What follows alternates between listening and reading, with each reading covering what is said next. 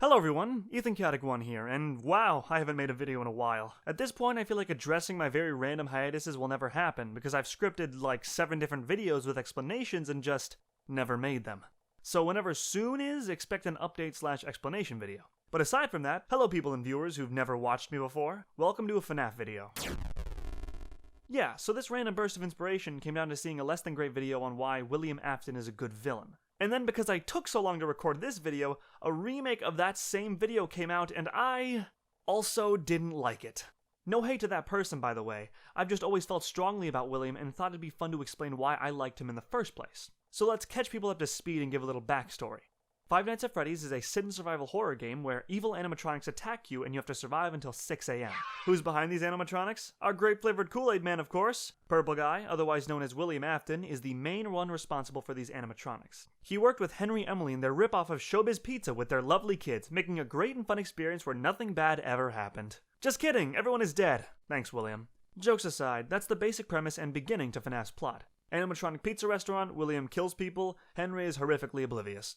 So what exactly makes this whole mess of a story compelling, and why is later iterations of the character so upsetting to see in context and execution? I think that would start by giving a bit of insight on how the fans actually see William. Of course, I can't generalize the entire FNAF community's opinion of William, but from the comments of the aforementioned video I described before, some people view William as smart, cunning, intelligent, other words that mean cool, along with scary and just being a frightening bad guy in general. While the creator of the video actually just views him to be poorly written, along with having no motive and being pretty empty character-wise. But I actually believe both of these to expressly not be the case and disagree with both sides. Now what could I mean by that? The beloved main antagonist is not an evil, perfect purple mastermind? Of course, a lot of people don't think he is, but here's what I think makes him so compelling as a character. William Afton is intelligent, but he is in no way smart. He's incredibly flawed in his way of thinking and the execution of his actions. He's constantly making mistakes. What makes William so great is the fact that Scott understood his actions and constantly gave William retribution for them.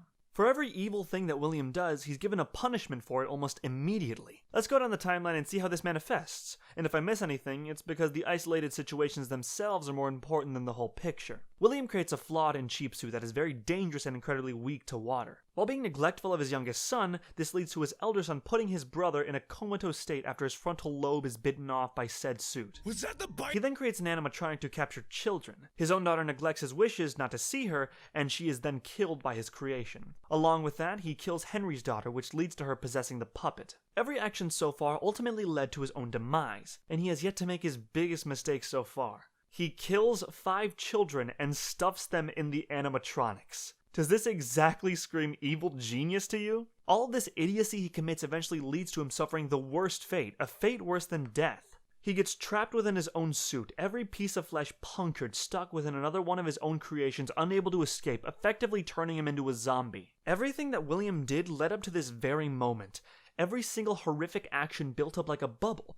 Everything he did he suffered for, and him becoming Springtrap was the accumulation of his wrongdoings. And this is what makes William such a great villain in FNAF's context. His failures were all brought on by himself, and he almost didn't get away with anything he did. And what do I mean by this? Well, I mean that his capabilities of creation and research are incredibly well defined and help paint him as the villain. But his method of thinking, his thought process, his ways of getting out of trouble, they're all incredibly awful.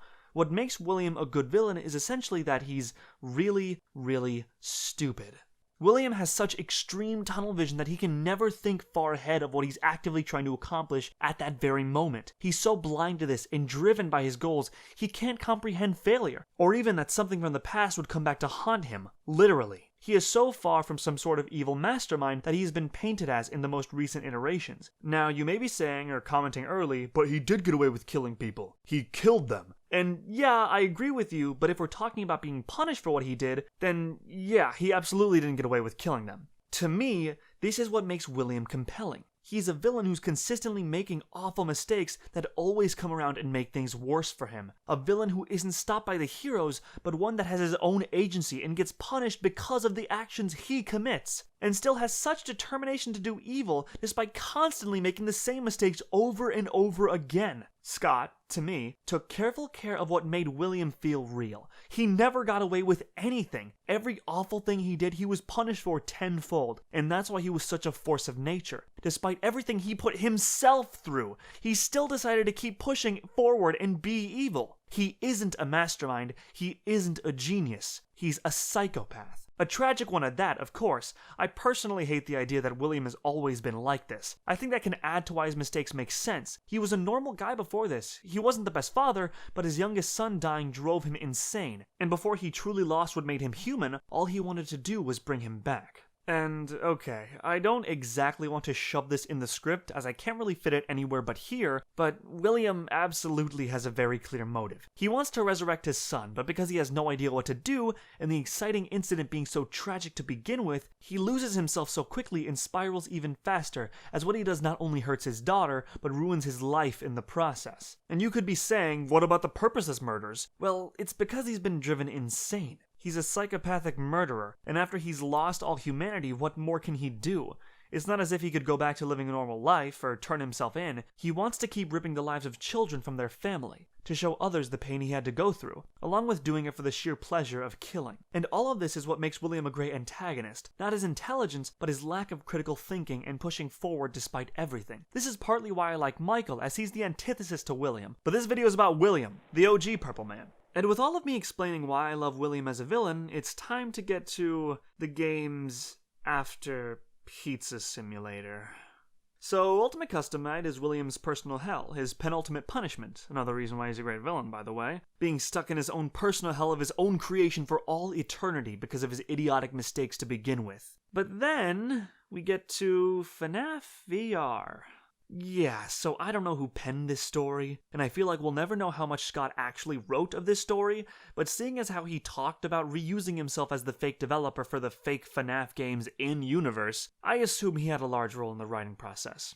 Which is why it pains me so much to say that Help Wanted completely misunderstands everything about William as a character. Glitchtrap is awful. He's so awful. William putting his consciousness onto random CPUs and them being reused for the VR game, and that resurrecting him as an infiltration hacking glitch? Even in FNAF's context, it makes no sense. This plotline and story element, it essentially deletes every punishment that William had. I know I'm being hyperbolic, but if you really think about it, you can probably understand why I see it this way. After William put himself in Help Wanted, he was no longer a realistic villain who made mistakes which caught up to him again and again. He was a god who could escape anything if he so wanted to. Every punishment he received up until then was basically meaningless. He finally escaped it all. The one thing that should have never been an option for William. Even bringing it further, he possesses Vanessa with basically no problem. A couple of therapy sessions and dead therapists should do the trick, right? I mean, seriously, inputting his consciousness onto old motherboards? He couldn't even take his daughter's soul out of a robot.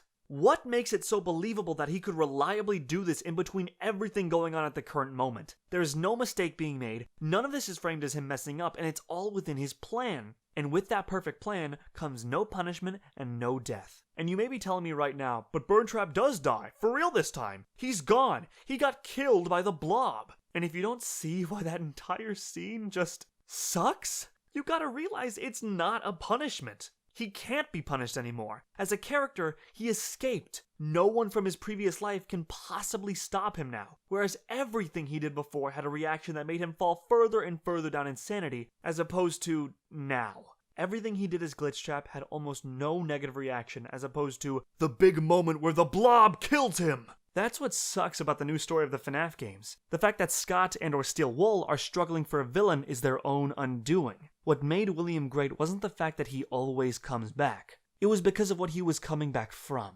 He was coming back from his own mistakes. William was always upping the ante in his ideas, and all of that accumulated in him finally going to hell. You couldn't take him anywhere else after that. And that's why him coming back in FNAF VR is essentially what ruined his character. And that's basically all I can say about the Purple Man himself. A really good villain that fit perfectly for the FNAF series milk to absolutely hell and back. In summary, I'll say for the 5th time, William was an idiot. But his idiocy made him compelling. And when you take away such a big part of his character and make him this master genius or cunning, intelligent figure of fear, you have a completely different character. Yeah, but that's basically the video. I hope you guys liked it, and I hope I articulated my thoughts well enough. If there are any questions you have or just disagree with my viewpoint, comment. I'll absolutely read it. And if you made it this far and like listening to my droning voice, I wouldn't recommend my older videos. But you should check out my fandubs if you're so inclined. If there's any insight on my YouTube channel I want out there before a full update video, it's that I don't really like deleting or hiding my old videos even if they are bad. I feel like it's in good faith to at least show that I know my old stuff wasn't that good anyway. Either way, I hope you guys liked the video, and maybe more content on the way. Maybe even more FNAF stuff if I want to.